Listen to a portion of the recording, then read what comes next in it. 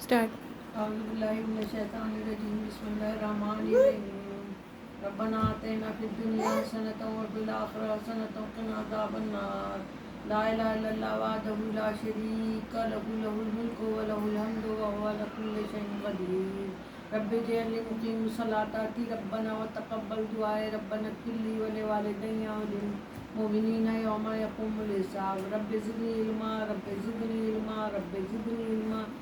بسم اللہ الرحمن الرحیم. السلام علیکم ورحمۃ اللہ وبرکاتہ. میرے پھولوں، میرے پیارے پیارے رنگ برنگے پھولوں، مجھے تو تم بہت یاد آتے ہو، لیکن پتہ نہیں تم لوگ مجھے یاد کرتے ہو کہ نہیں. ایک دو دن ہو جاتے تو مجھے خود محسوس ہونے لگتا ہے. اور کوئی پیار میں دل توڑ دیتا ہے، کوئی دوستی میں بھروسہ توڑ دیتا ہے.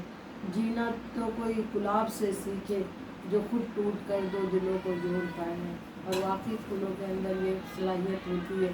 محمد صلی اللہ علیہ وسلم نے فرمایا جس وقت کھانے کا خوان رکھتے ہیں تو 4000 فرشتے اس خوان کے کو گھیر لیتے ہیں. اگر کھانے والا بسم اللہ کہہ لے تو فرشتے کہتے ہیں خدا تم پر رحمت کرے اور برکت نازل کرے. اگر کھانے کے ساتھ بسم اللہ نہ کہیں تو فرشتے شیطان سے کہتے ہیں کہ اے فاسق تم بھی اس کے ساتھ نازل ہو. اور اگر دسترخوان نہیں اٹھایا گیا تو کہیں گے، اگر انہوں نے الحمدللہ نہیں کہا تو فرشتے کہیں گے کہ انہوں نے کفران نعمت کیا، کہ خدا نے ان کو نعمت دی اور انہوں نے شکر ادا نہیں کیا.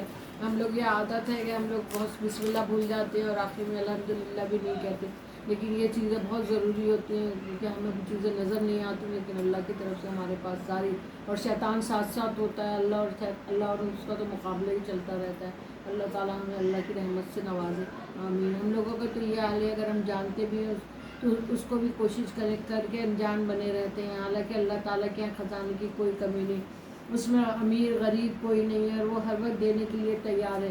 لیکن ہم لوگ جو ہیں لالچی لوگ ہیں. تو قرآن بھی ایسے ہی ہے. قانون کا ہے حکم بھیڑے بنی رہو، قانون کا ہے حکم بھیڑے بنی رہو. حد ادب سے پاؤں بڑھایا تو جرم ہے. حق ہے مہاجنوں کا ہٹاتے رہیں تو ٹھیک، لیکن کسی نے ان کو ہٹایا تو جرم ہے. لیکن کسی نے ان کو ہٹایا تو جرم ہے. عمر بن عبدالعزیز خاندان بنو امیہ کے خلیفہ گزرے ہیں. اللہ رعایا کی دیکھ بھال میں مشہور تھے. ان کے پاس ایک انگوٹھی تھی جس میں بے شک قیمت نگ جڑا ہوا تھا اور وہ رات کو دیے کی طرح چمکتا تھا.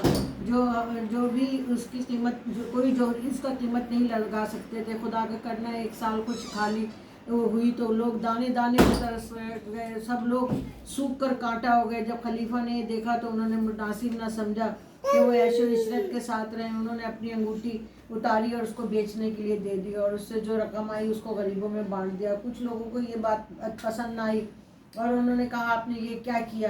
اس پر خلیفہ کی آنکھوں میں آنسو آ گئے. انہوں نے کہا میں جو بغیر نگ کے گزارا کر سکتا ہوں لیکن اپنی عوام کو مصیبت میں نہیں دے سکتا.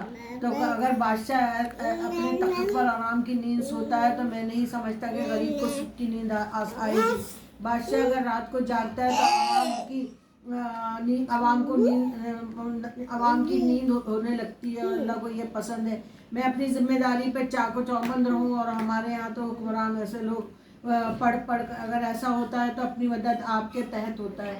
اگر ہم لوگ اب اپنی مدد آپ کریں تو ہوگا، نہیں تو کچھ بھی نہیں ہو سکتا. کیونکہ ہمارے حکمران جو ہیں وہ بڑھتے رہتے ہیں اور پٹوشہ خانہ اور یہ سب کر کے کسی نے گھڑی کسی نے کچھ نہ کچھ روزانہ باتیں سنتے ہی رہتے ہیں. تو ہم لوگ تو اس طرح کے بے ایمان لوگ ہیں. تو ہمیں ایماندار بننا ہے تو خود اپنے آپ کو صحیح کرنا ہے.